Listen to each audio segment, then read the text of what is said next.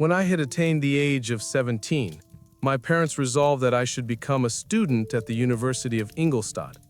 I had hitherto attended the schools of Geneva, but my father thought it necessary, for the completion of my education, that I should be made acquainted with other customs than those of my native country. My departure was therefore fixed at an early date, but before the day resolved upon could arrive, the first misfortune of my life occurred, an omen, as it were, of my future misery. Elizabeth had caught the scarlet fever. Her illness was severe, and she was in the greatest danger. During her illness, many arguments had been urged to persuade my mother to refrain from attending upon her. She had at first yielded to our entreaties, but when she heard that the life of her favorite was menaced, she could no longer control her anxiety. She attended her sickbed. Her watchful attentions triumphed over the malignity of the distemper. Elizabeth was saved, but the consequences of this imprudence were fatal to her preserver. On the third day, my mother sickened. Her fever was accompanied by the most alarming symptoms, and the looks of her medical attendants prognosticated the worst event. On her deathbed, the fortitude and benignity of this best of women did not desert her. She joined the hands of Elizabeth and myself. "My children," she said, "my firmest hopes of future happiness were placed on the prospect of your union. This expectation will now be the consolation of your father. Elizabeth, my love, you must supply my place to my younger children. Alas, I regret that I am taken from you, and happy and beloved as I have been, is it not hard to quit you all? But these are not thoughts befitting me. I will endeavor to resign myself cheerfully to death, and will indulge a hope of meeting you in another world." She died calmly, and her countenance expressed affection, even in death. I need not describe the feelings of those whose dearest ties are rent by that most irreparable evil, the void that presents itself to the soul, and the despair that is exhibited on the countenance.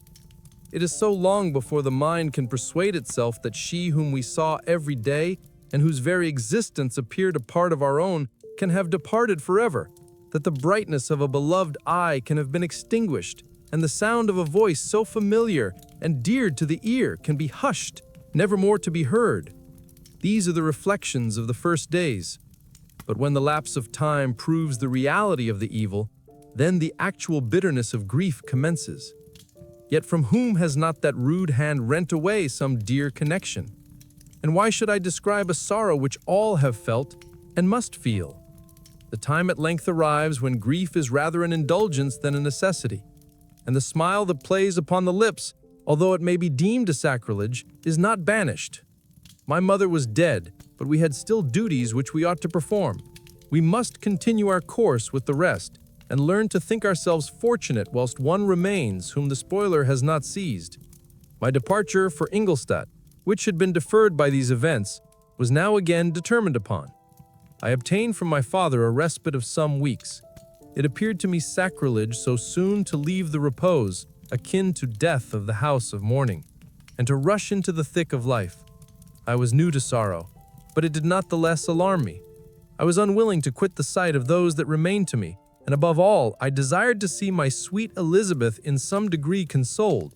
She indeed veiled her grief and strove to act the comforter to us all. She looked steadily on life and assumed its duties with courage and zeal. She devoted herself to those whom she had been taught to call her uncle and cousins. Never was she so enchanting as at this time, when she recalled the sunshine of her smiles and spent them upon us. She forgot even her own regret in her endeavors to make us forget. The day of my departure at length arrived. Clerval spent the last evening with us. He had endeavored to persuade his father to permit him to accompany me and to become my fellow student, but in vain. His father was a narrow-minded traitor and saw idleness and ruin in the aspirations and ambition of his son. Henry deeply felt the misfortune of being debarred from a liberal education. He said little, but when he spoke, I read in his kindling eye and in his animated glance a restrained but firm resolve not to be chained to the miserable details of commerce. We sat late. We could not tear ourselves away from each other, nor persuade ourselves to say the word farewell. It was said, and we retired under the pretense of seeking repose, each fancying that the other was deceived. But when at morning's dawn I descended to the carriage which was to convey me away, they were all there, my father again to bless me, Clerval to press my hand once more, my Elizabeth to renew her entreaties that I would write often, and to bestow the last feminine attentions on her playmate and friend. I threw myself into the chaise that was to convey me away and indulged in the most melancholy reflections. I, who had ever been surrounded by amiable companions, continually engaged in endeavoring to bestow mutual pleasure, I was now alone. In the university whither I was going, I must form my own friends and be my own protector. My life had hitherto been remarkably secluded and domestic, and this had given me invincible repugnance to new countenances. I loved my brothers, Elizabeth and Clerval. These were old familiar faces, but I believed myself totally unfitted for the company of strangers. Such were my reflections as I commenced my journey, but as I proceeded, my spirits and hopes rose. I ardently desired the acquisition of knowledge. I had often, when at home, thought it hard to remain during my youth cooped up in one place, and had longed to enter the world and take my station among other human beings. Now my desires were complied with, and it would indeed have been folly to repent. I had sufficient leisure for these and many other reflections during my journey to Ingolstadt, which was long and fatiguing. At length the high white steeple of the town met my eyes. I alighted and was conducted to my solitary apartment to spend the evening as I pleased. The next morning I delivered my letters of introduction and paid a visit to some of the principal professors. Chance, or rather the evil influence, the angel of destruction, which asserted omnipotent sway over me from the moment I turned my reluctant steps from my father's door, led me first to M. Krempe, professor of natural philosophy. He was an uncouth man, but deeply imbued in the secrets of his science. He asked me several questions concerning my progress in the different branches of science appertaining to natural philosophy. I replied carelessly and partly in contempt, mentioned the names of my alchemists as the principal authors I had studied. The professor stared. "Have you," he said, "really spent your time in studying such nonsense?" I replied in the affirmative. "Every minute," continued M. Krempe with warmth, "every instant that you have wasted on those books is utterly and entirely lost.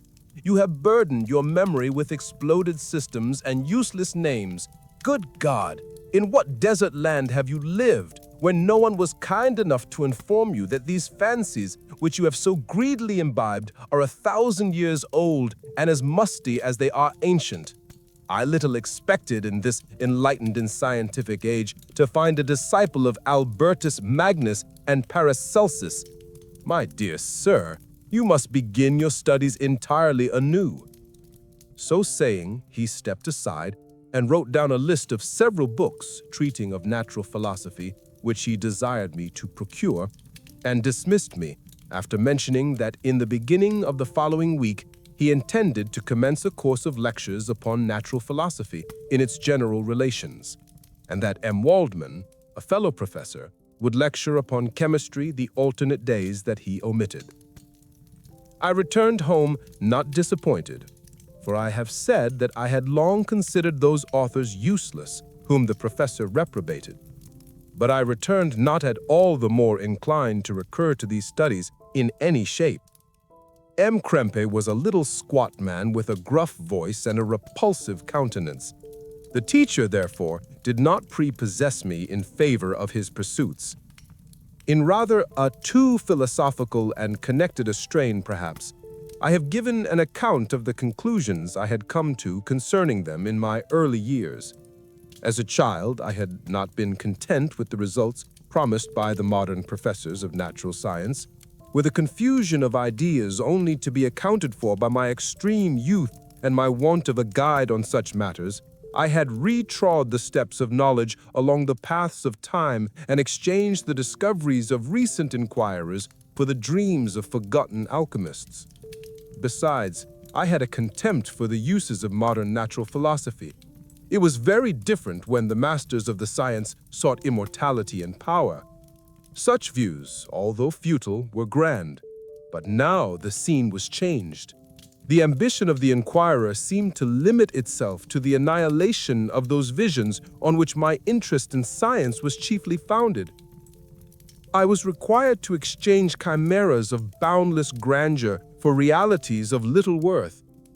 Such were my reflections during the first 2 or 3 days of my residence at Ingolstadt, which were chiefly spent in becoming acquainted with the localities and the principal residents in my new abode.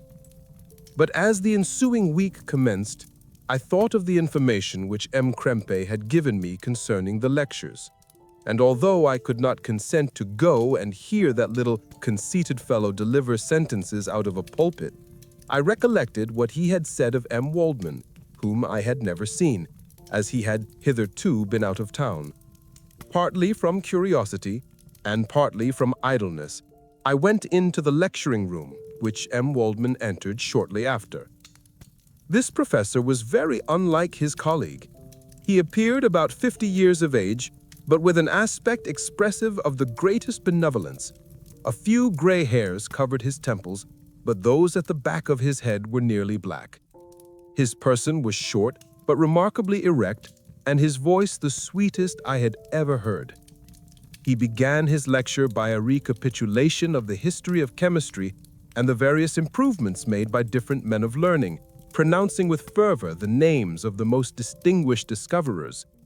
He then took a cursory view of the present state of the science and explained many of its elementary terms. After having made a few preparatory experiments, he concluded with a panegyric upon modern chemistry, the terms of which I shall never forget.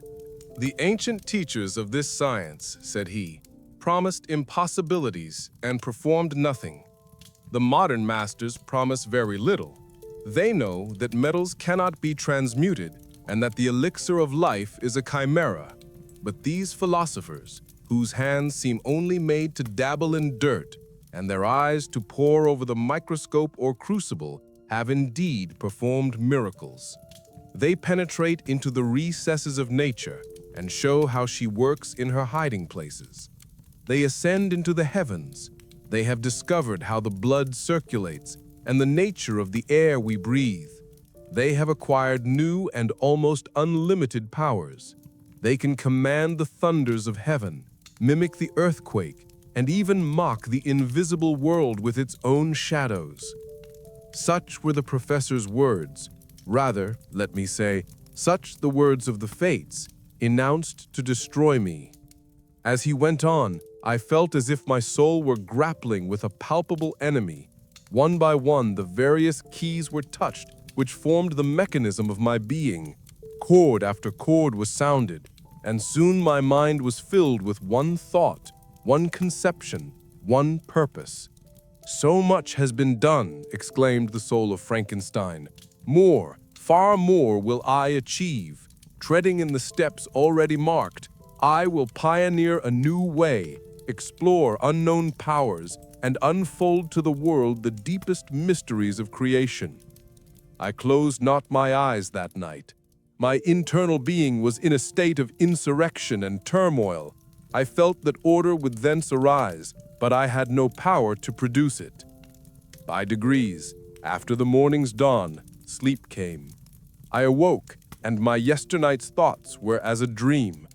There only remained a resolution to return to my ancient studies and to devote myself to a science for which I believed myself to possess a natural talent. On the same day, I paid Monsieur Waldman a visit. His manners in private were even more mild and attractive than in public, for there was a certain dignity in his mien during his lecture, which, in his own house, was replaced by the greatest affability and kindness. I gave him pretty nearly the same account of my former pursuits as I had given to his fellow professor. He heard with attention the little narration concerning my studies and smiled at the names of Cornelius Agrippa and Paracelsus, but without the contempt that Monsieur Krempe had exhibited. He said that these were men to whose indefatigable zeal modern philosophers were indebted for most of the foundations of their knowledge. They had left to us, as an easier task, to give new names and arrange in connected classifications the facts which they in a great degree had been the instruments of bringing to light. The labors of men of genius, however erroneously directed, scarcely ever fail in ultimately turning to the solid advantage of mankind. I listened to his statement, which was delivered without any presumption or affectation, and then added that his lecture had removed my prejudices against modern chemists. I expressed myself in measured terms, with the modesty and deference due from a youth to his instructor, without letting escape, inexperience in life would have made me ashamed, any of the enthusiasm which stimulated my intended labors. I requested his advice concerning the books I ought to procure. "I am happy," said Monsieur Waldman, "to have gained a disciple, and if your application equals your ability, I have no doubt of your success. Chemistry is that branch of natural philosophy in which the greatest improvements have been and may be made. It is on that account that I have made it my peculiar study. But at the same time, I have not neglected the other branches of science. A man would make but a very sorry chemist if he attended to that department of human knowledge alone. If your wish is to become really a man of science and not merely a petty experimentalist, I should advise you to apply to every branch of natural philosophy, including mathematics."